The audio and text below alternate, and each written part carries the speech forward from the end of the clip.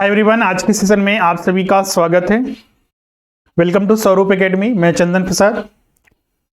आज की इस वीडियो में जो हम लोग चर्चा करेंगे, झारखंड हाई स्कूल जो झारखंड टीजीटी है परीक्षा, तो उसमें हमने अभी तक 2 से 3 वीडियो आपको उपलब्ध कराया था, जिसमें कि जनरल पेपर का सिलेबस क्या है, हमें तैयारी किस तरह से करनी है।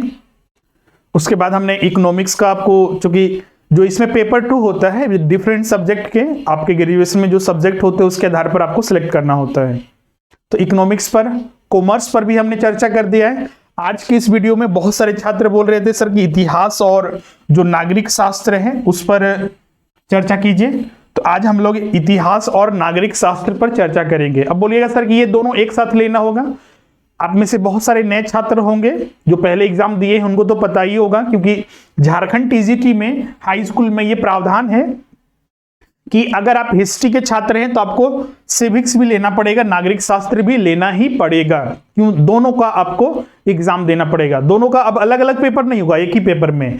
जैसे कि आपको पता है कि जो हाई स्कूल टीचर होता है उसमें 2 पेपर होते हैं। पेपर 1 जो सामान्य ज्ञान और हिंदी, सामान्य हिंदी होता है, जिससे कि 200 प्रश्न, 200 अंक के पूछे जाते हैं, 100 प्रश्न।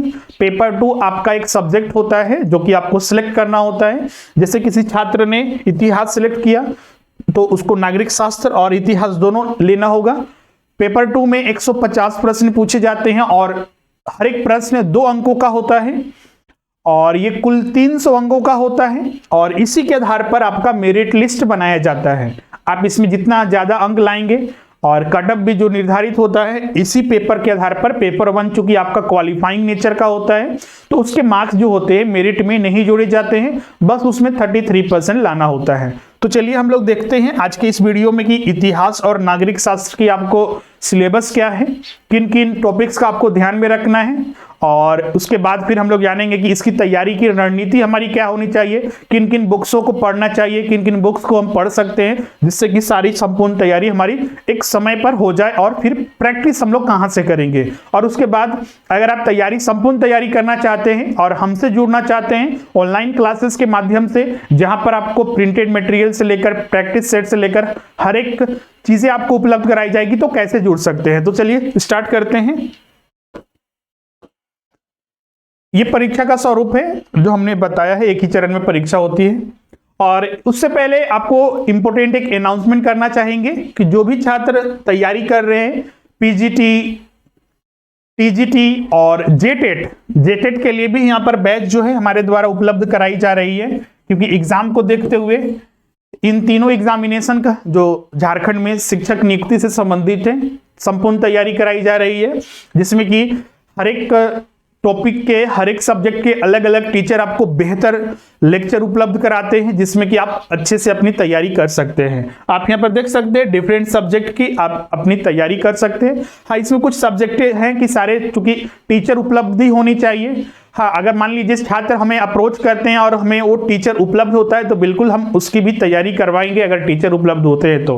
अदरवाइज इन सारे सब्जेक्ट की तैयारी यहाँ पर संपूर्ण आपको कराई जाएगी। इसमें लाइव एंड रिकॉर्डिंग क्लासेस होंगे, क्लास नोट्स मिलेंगे, पीडीएफ नोट्स मिलेंगे, टेस्ट सीरीज लिए जाएंगे और एमसीक्यूज भी डील किया जाएगा। तो जितना जल्दी हो सके अपना ज्वाइन कर लें, जिससे कि समय पर आपकी तैयारी हो सके। ये तो आपका परीक्षा का पैटर्न है जो कि पूछा जाता है, पेपर 1 और पेपर 2 जो अभी हमने चर्चा किया था। अब आते हैं जो इतिहास है। जैसा कि आपको पता है कि पेपर 2 से जो प्रश्न पूछे जाते हैं 150 प्रश्न पूछे जाते हैं, जिसमें कि आपका इतिहास रहेगा और एक सिविक्स रहेगा। नागरिक शास्त्र और इतिहास, हिस्ट्री और सिविक्स। यहां पर एक चीज ध्यान रखना है कि हिस्ट्री और सिविक्स से जो प्रश्न पूछे जाएंगे 150 प्रश्न पूछे जाएंगे, जिसमें कि हिस्ट्री से 75 प्रश्न रहेंगे और सिविक्स से जो होंगे इससे भी 75 प्रश्न होंगे। मतलब कि दोनों को यहां पर डिवीजन कर दिया गया है कि 75 हम हिस्ट्री से पूछेंगे और 75 जो रहेगा वो सिविक्स से पूछा जाएगा। तो तैयारी करते वक्त इन चीजों को ध्यान में रखना है और ये माइंड में बैठा के रखना है कि आप हिस्ट्री ज्यादा पढ़ लीजिएगा तो ऐसा नहीं कि उससे ज्यादा प्रश्न आ जाएंगे, या फिर सिविक्स कोई ज्यादा पढ़ लेगा तो उससे ज्यादा प्रश्न आ जाएंगे, क्योंकि दोनों इक्वल है। तो दोनों की तैयारी हमें एग्जाम के पैटर्न के अनुसार करनी पड़ेगी। एक रफ वर्क के तौर पर अगर हम बात करें तो हिस्ट्री का सबसे पहले सिलेबस को, पहले हम आयोग का जो सिलेबस है वही सीधा हमने यहाँ पर प्रेजेंट किया हुआ है, लेकिन अगर हम एक सामान्य डिस्कस करें कि हिस्ट्री में हमें क्या क्या पढ़ना पड़ेगा, तो उसमें जो प्राचीन इतिहास है आपको पूरा पढ़ना है, प्राचीन इतिहास, और इसमें से भी कुछ सिलेक्टिव टॉपिक है, पूरा नहीं इसको बोल सकते हैं, सिलेक्टिव टॉपिक आपको यहां पर पढ़ना है, सिलेक्टिव टॉपिक आपको पढ़ना है। इसके बाद आपका जो मध्यकालीन इतिहास है उसमें भी कुछ सिलेक्टिव टॉपिक्स आपको पढ़ना है, आगे हम सिलेबस में आपको बताएंगे। उसके बाद आपका जो आधुनिक इतिहास है उसके भी कुछ सिलेक्टिव टॉपिक्स जो है यहाँ पर आपको पढ़ने हैं, आधुनिक इतिहास का कुछ सिलेक्टिव टॉपिक्स जो है आपको यहाँ पर वो पढ़ना है। इसके बाद हिस्ट्री में जो वर्ल्ड हिस्ट्री के भी, लेकिन वर्ल्ड हिस्ट्री के यहाँ पर अगर देखा जाए तो बहुत ही कम जो टॉपिक्स है जो कि आपको यहाँ पर पढ़ना है। वर्ल्ड हिस्ट्री भी है, यहाँ पर देखिएगा जो यहाँ से स्टार्ट होता है औद्योगिक क्रांति योजना, फ्रांस की राज्य क्रांति कारण और परिणाम, नेपोलियन बोनापार्ट वगैरह। तो मतलब कि इसमें आपका एक सेगमेंट जो आ जाएगा वो वर्ल्ड हिस्ट्री, विश्व इतिहास का भी सेगमेंट आ जाएगा, विश्व इतिहास। अब सवाल उठता है कि ये सारे टॉपिक्स इसमें जितने भी हैं, मान लीजिए एक स्टैंडर्ड जो बुक्स आते हैं वो क्या उसमें से सारे पढ़ने हैं? तो अभी भी हम फिर बोल रहे हैं जो सिलेबस में है उसी को पढ़ना है, लेकिन ये चारों सेगमेंट शामिल होगा। बहुत सारे छात्र के मन में रहता है कि सर कि नहीं हम लोग को तो बहुत ही कम, देखिए यहाँ पर जो स्टार्ट किया है कि प्राचीन भारतीय इतिहास के स्रोत, वहां से आपको स्टार्ट करना है। अब सवाल उठता है कि क्या इसी को सिर्फ पढ़ना है या फिर जो अन्य महत्वपूर्ण टॉपिक है उनको भी ध्यान में रखना है? बिल्कुल उनको भी ध्यान में रखना है। ये सिलेबस का एक रफ मतलब कि आपको समझ दी जा रही है कि हाँ कि इन सारे के बारे में आपको ज्ञान होना चाहिए, जो कि आयोग आपसे अपेक्षा करता है। प्रश्न अगर पूछे जाते हैं तो आप उसका उत्तर आसानी से दे सकें। उसी तरह अब सिविक्स में आते हैं तो सिविक्स में भी आपका यहाँ पर जो पॉलिटिकल, ध्यान रखिएगा आयोग ने इसका जो सिलेबस जारी किया है वो इंग्लिश में ही जारी किया है, तो उससे कोई फर्क नहीं पड़ता है। ये सारे टॉपिक यहाँ पर दिया हुआ है। इसमें जो पॉलिटिकल थ्योरीज हैं, जो राजनीतिक जो सिद्धांत हैं उसके बारे में आपको यहाँ पर अध्ययन करना है, जिसके टॉपिक्स यहाँ पर दिया हुआ है। इसके अलावा जो भारतीय संविधान है, भारतीय संविधान में जो मूलभूत जानकारियां हैं, जैसे कि इसमें खासकर देखिएगा डेमोक्रेसी के बारे में, पॉलिटिकल पार्टीज के बारे में, पब्लिक ओपिनियन वगैरह हो गया, सिटीजनशिप नागरिकता वगैरह हो गया, वेलफेयर स्टेट का जो कल्याणकारी जो राज्य है, गांधीज्म, एक तरह से ये सिद्धांतीय, और मार्क्सिज्म। तो ये सारे जो सिद्धांत है, कुछ उसमें सिद्धांत और कुछ जो भारतीय संविधान के अंग है, इंपॉर्टेंट टॉपिक, उनको पढ़ना है। तो चलिए एक एक करके हम लोग देखते हैं। सबसे पहले देखते हैं यहाँ पर प्रथम खंड, इतिहास में ध्यान रखिएगा 2 खंड है आपका, और जो पॉलिटी में भी आपका 2 खंड है। तो समझते हैं सबसे पहले जो इतिहास का जो खंड है उससे स्टार्ट करते हैं। हिस्ट्री का जैसा कि हमने बताया खंड 1 है और खंड 2 है। उसी तरह सिविक्स का भी खंड 1 है और खंड 2 है। अब ध्यान रखिएगा इन दोनों खंडों को मिलाकर 75 प्रश्न रहेगा इतिहास में, और इन दोनों खंडों को मिलाकर 75 प्रश्न यहाँ पर रहेगा सिविक्स नागरिक शास्त्र से। अब यहाँ पर देख सकते हैं जो प्रथम खंड में इतिहास में दिया हुआ है क्या क्या पढ़ना है। तो यहाँ पर देखिएगा प्राचीन इतिहास, और आपको यहाँ पर मिलेगा मध्यकालीन इतिहास, प्राचीन इतिहास के स्रोत के बारे में आपको। इसके बाद बोलिएगा सर कि जब जैसे प्राचीन इतिहास के स्रोत में हम लोग जो पढ़ते हैं, जिसमें कि पुरातत्व विभाग से स्रोत हमें जो प्राप्त होता है, जो सबसे ऑथेंटिक माना गया है, उसके बाद विदेशी विवरण, और फिर साहित्यिक जो ग्रंथ होते हैं उनसे जो विवरण मिलता है, तो वो 3 प्रमुख स्रोत है जिसके बारे में अध्ययन करते हैं। तो उन सारे के बारे में डिटेल में आपको हर एक जानकारी होनी चाहिए, और कुछ स्थल से कहां कहां क्या पाए गए थे उन सभी के बारे में जानकारी होनी चाहिए। उसके बाद सीधा यहाँ पर आप देखिएगा मौर्य वंश हो गया, चंद्रगुप्त मौर्य, और इसमें खासकर अशोक का जो भूमिका है, विक्रमादित्य की उपलब्धि, हर्षवर्धन वगैरह हो गया। इसके बाद अरबों का सिंध आक्रमण, कारण और उसका क्या परिणाम हुआ, विजयनगर की स्थापना, मतलब कि दक्षिण भारत से भी संबंधित चीजों हैं, और मतलब दक्षिण भारत के इतिहास को भी यहाँ पर शामिल किया गया है। मतलब कि पूरा आप एक मूल जानकारी जो आपसे अपेक्षा की जाती है वो सारी जानकारी आपकी होनी चाहिए, जो कि प्राचीन भारत में और हम लोग मध्यकालीन भारत में स्टडी करते हैं। फिर बाबर की उपलब्धियां, शेरशाह का शासन और प्रबंधन इसका कैसा था, अकबर, इसकी जो राजपूत नीति और धार्मिक नीति जो थी, मुगल साम्राज्य के पतन का कारण क्या कारण था, और उसके बाद फिर शिवाजी का शासन, क्योंकि मुगल साम्राज्य की जब पतन हो रहा था तो उस समय एक नया साम्राज्य उदय हो रहा था, वो मराठा साम्राज्य था। तो मराठा में खासकर जो शिवाजी का जो शासन प्रबंधन था, और उसके बाद जो अंतिम एक, ऐसे अंतिम तो इसको नहीं बोल सकते, लेकिन मुगल शासक में एक बड़ा शासक के रूप में औरंगजेब को जाना जाता है। तो उसके बारे में अध्ययन करना है। उसके बाद हम लोग अब आते हैं इतिहास के दूसरे खंड में। इतिहास के दूसरे खंड में इसमें जो शामिल किया गया है भारत का आधुनिक इतिहास, भारत का आधुनिक इतिहास, और इसमें जो अगला जो टॉपिक है इसमें विश्व इतिहास, विश्व इतिहास। तो ये दो सेगमेंट हो गया यहां पर, और दो सेगमेंट उसमें हो गया। तो अब यहां पर देखिएगा क्या क्या हम लोग को यहां पर अध्ययन करना है। तो अगर हम बात करें तो प्लासी के और बक्सर के युद्ध के साथ यहाँ पर आपको प्रारंभ करना पड़ेगा, और फिर जो वायसराय थे भारत के प्रमुख, जिसमें कि लॉर्ड डलहौजी के बारे में 1800 के जो क्रांति था उसका कारण और उसका महत्व और उसके परिणाम क्या लिखने, राजा राम मोहन राय, मतलब कि कुछ व्यक्तित्व के बारे में, जैसे राजा राम मोहन राय के बारे में यहाँ पर दिया हुआ है, महात्मा गांधी हो गया, कुछ जो प्रमुख जो उस समय व्यक्तित्व थे, विचारक थे, उनके बारे में आपको ध्यान में रखना है। भारत छोड़ो आंदोलन, मतलब कि जितने तरह के राष्ट्रीय आंदोलन थे, खासकर गांधी जी के आने के बाद जो राष्ट्रीय आंदोलन हुए 1857 की क्रांति के बाद जो खासकर राष्ट्रीय आंदोलन हुए, उन सभी के बारे में आपको जानना है। कैबिनेट मिशन योजना, औद्योगिक क्रांति योजना, फ्रांस की राज्य क्रांति, और मतलब यहां से आपका फिर आ जाता है विश्व इतिहास।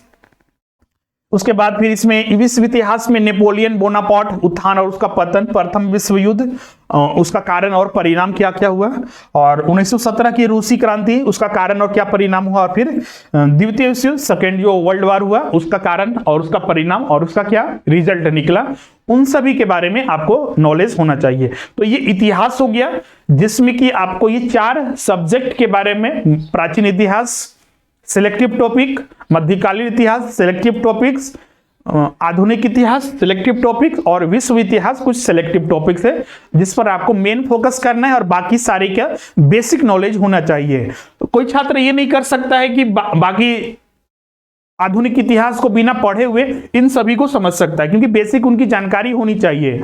जैसे कि हम लोग डिवीजन जो करते हैं, खासकर उसको डिवीजन करते हैं कि वर्ष अनुसार, कालक्रम के अनुसार अध्ययन करते हैं, विभिन्न घटनाओं के आधार पर उसको अध्ययन करते हैं, तो उससे हमें इतिहास को समझने में सहायता मिलती है।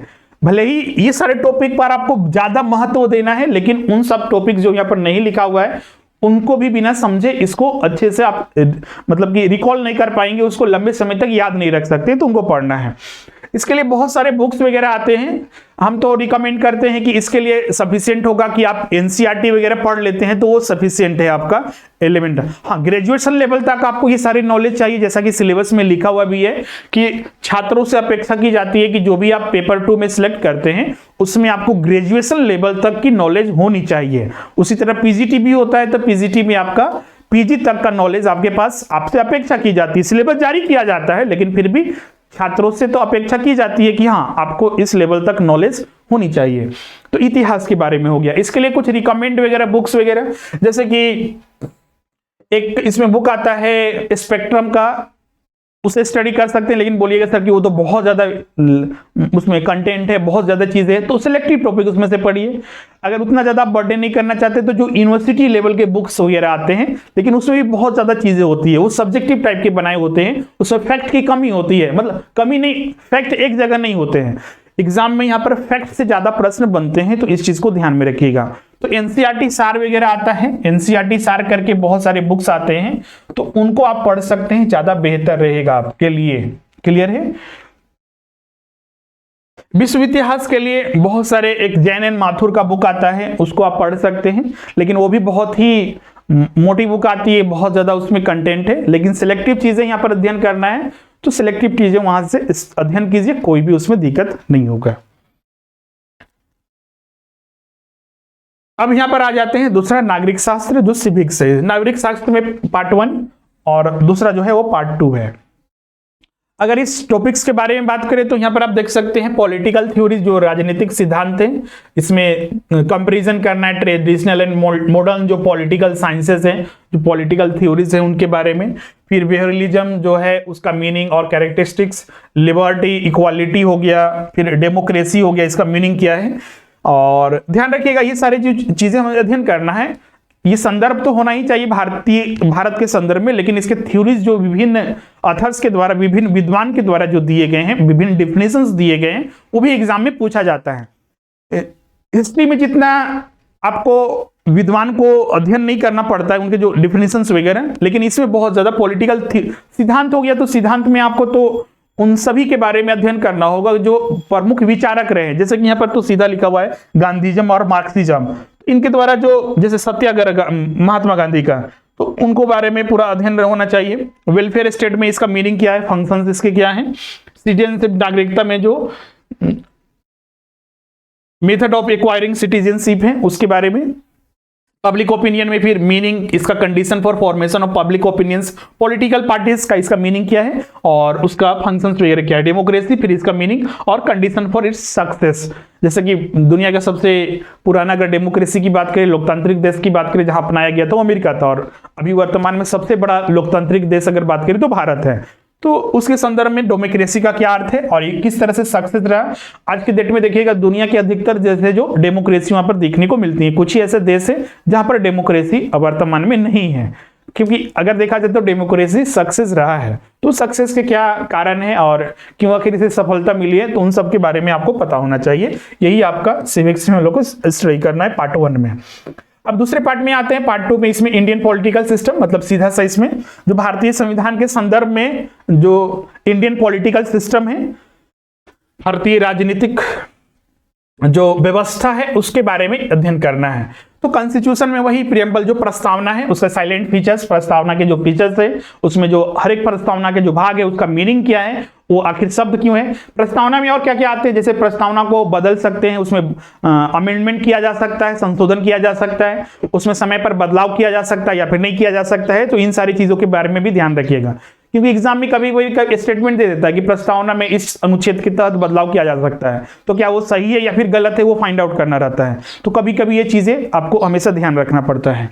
उसके बाद फंडामेंटल राइट्स हो गए, directive principles of state policies जो हो गए, प्रेसिडेंट हो गया। इसके बाद जो प्रेसिडेंट का इलेक्शन प्रोसेस क्या है, प्रेसिडेंट में सब चीज आपको याद रखना है, इनका नियुक्ति कैसे होती है, क्योंकि ये संवैधानिक पद है तो संवैधानिक पद पर नियुक्ति संवैधानिक प्रावधानों के तहत होती है। तो हर एक अनुच्छेद को ध्यान में रखिएगा और हर एक अनुच्छेद पर आपको फोकस करना होगा।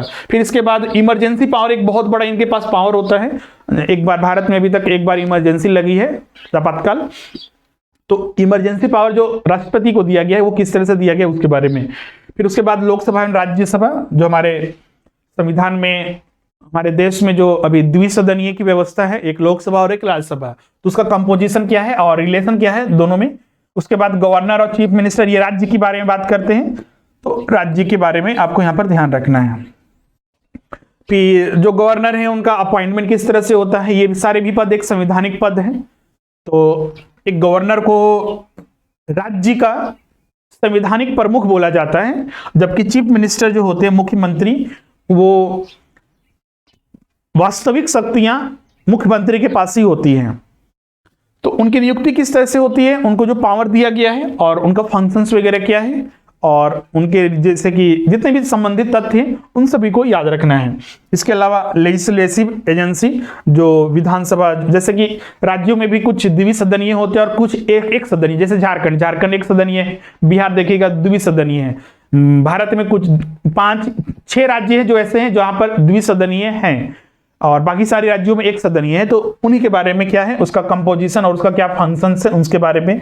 फिर उसके बाद फिर न्यायालय में आ जाइए, सुप्रीम कोर्ट और हाई कोर्ट, इसके फिर जो इलेक्शन जुरिडिक्शन है और उनके बारे में, उनके जो जज होते हैं उनकी नियुक्ति, सुप्रीम कोर्ट में जो मुख्य न्यायाधीश, राज्य में जो हाई कोर्ट होते हैं उनके मुख्य न्यायाधीश की नियुक्ति संबंधी जितने भी प्रावधान है उन सभी के बारे में। फिर उसके बाद फिर इलेक्शन कमीशन, ये भी एक संवैधानिक निकाय होता है, तो इलेक्शन कमीशन के बारे में आपको पूरा पता होना चाहिए। इसके जो प्रमुख होते हैं, इसमें नियुक्ति किस तरह से होती है, इसका वर्क क्या है, फंक्शंस क्या है वो। फिर उसके बाद पब्लिक सर्विस कमीशन से लेकर मतलब यूपीएससी और स्टेट जो पीसीएस होते हैं, क्योंकि ये भी एक संवैधानिक निकाय होते हैं, जो जैसे जेपीएससी हो गया, बीपीएससी हो गया, यूपीएससी हो गया, तो ये सारे संवैधानिक निकाय हैं। तो संविधान में इसके लिए क्या क्या प्रावधान बनाए गए हैं, कहाँ किस अनुच्छेद में इसके बारे में जिक्र किया गया है, उन सभी के बारे में। उसके बाद कुछ इंपोर्टेंट इसमें डिफिनेशंस आ जाते हैं, जैसे कि रीजनलिज्म, कम्युनलिज्म, नेशनलिज्म, इनके क्या कॉन्सेप्ट है, ये किस विचारधारा पर चलते हैं और भारत में क्या इसकी स्थिति है, उन सभी के बारे में आपको पता होना चाहिए। फिर उसके बाद 10वां जो टॉपिक इसमें आ जाता है पंचायती राज, जो 73वां और 74वां, सिर्फ यहाँ पर पंचायती राज दिया हुआ है।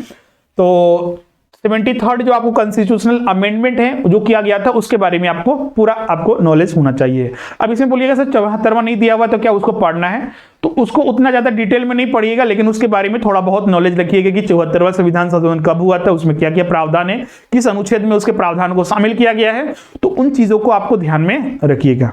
क्लियर है? तो ये सारे इंडियन पॉलिटिकल सिस्टम हो गया, वहां से आपको ये पूरा पढ़ना है। इसके लिए बेस्ट बुक अगर हम बात करें तो लक्ष्मीकांत वगैरह का आते हैं, लेकिन वो भी बहुत ज्यादा लेंदी बुक होता है, मतलब लेंदी क्या, उसमें बहुत ज्यादा कंटेंट होते हैं जिसको पढ़ने में समय लगता है। तो बेसिक्स आपका जानकारी के लिए यूनिवर्सिटी के जो बुक्स वगैरह होते हैं उससे कवर कीजिए, और जो पॉलिटिकल जो थ्योरीज है, जो इसके लिए भी यूनिवर्सिटी के जो बुक आते हैं उनसे ही कवर कीजिए, ज्यादा बेहतर रहेगा आपका। तो इस तरह से जो टॉपिक्स थे वो सारा हमने यहां पर कंप्लीट कर दिया है। तो फाइनली अगर देखिएगा तो जो हिस्ट्री एंड सिविक्स,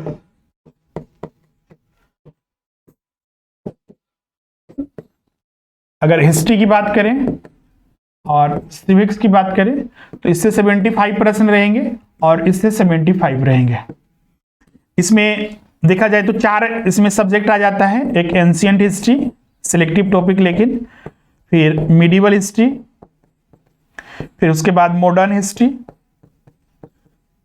और फिर वर्ल्ड हिस्ट्री, इसमें भी सिलेक्टिव टॉपिक 75 प्रश्न इसमें रहेंगे। फिर सिविक्स में नागरिक शास्त्र में आ जाते हैं, तो नागरिक शास्त्र में जो पूछे जाते हैं जो पॉलिटिकल थ्योरीज हैं, जो राजनीतिक सिद्धांत हैं उनके बारे में।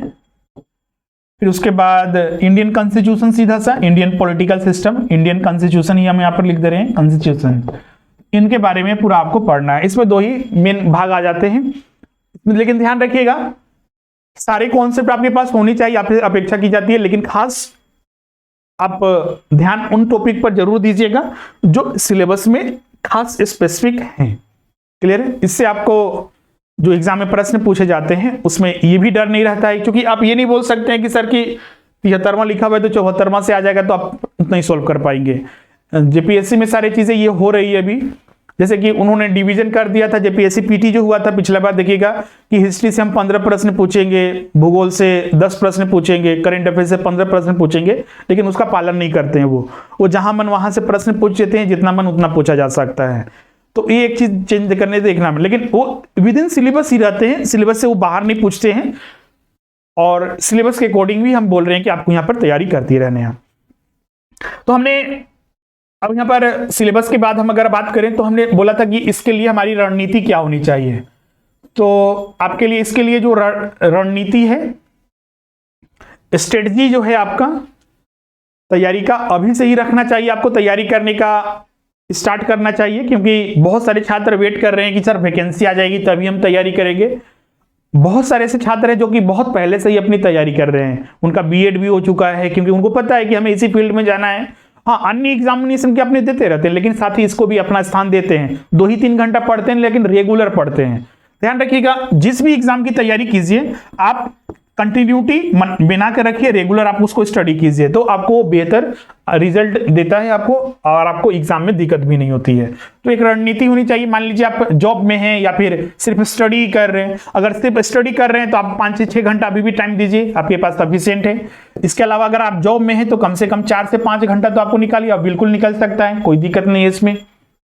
क्लियर है? तो ये आपकी रणनीति होनी चाहिए, और जो भी सिलेबस है उसके अकॉर्डिंग ही तैयारी करना है, सिलेबस से आपको बाहर सोचना नहीं है, और सिलेबस को लेकिन कंप्लीट जरूर करना है। बहुत सारे छात्र तो सोचते हैं बाहर का, लेकिन सिलेबस भी कंप्लीट नहीं कर पाते हैं, और ये कंटिन्यूटी ये मेंटेन करना है, और पेशेंस भी रखना है। बहुत सारे छात्र सर की अभी नोटिफिकेशन कब आएगा, नहीं आएगा, उसी पर ज्यादा प्रेशर देते हैं।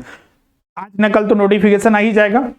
सवाल अब ये रहेगा कि आपने कितनी तैयारी की है। मान लीजिए कल नोटिफिकेशन आ जाता है, आपकी तैयारी कितनी है खुद के जज कीजिए, प्रश्न सॉल्व करके देखिए। ये तो बुक्स वगैरह, यहाँ पर अब दूसरा हम लोग बात करते हैं।